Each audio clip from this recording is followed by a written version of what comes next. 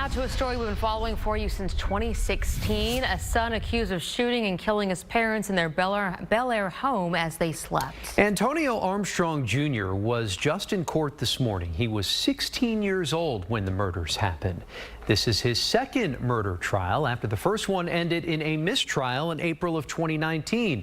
KPRC2's Brittany Jeffers joining us live from downtown Houston with more. Brittany, good morning.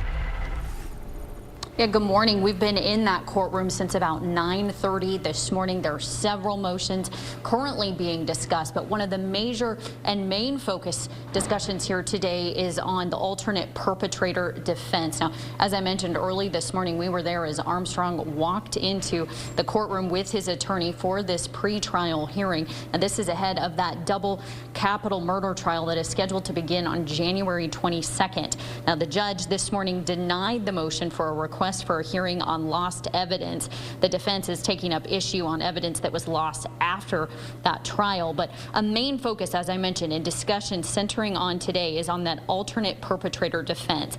And the defense is arguing that Joshua Armstrong, AJ's brother, is the killer. They claim this is based off of evidence, medical records, and locations. And this is a point that was also brought up in the first trial. But they now claim that there is more evidence to support that claim.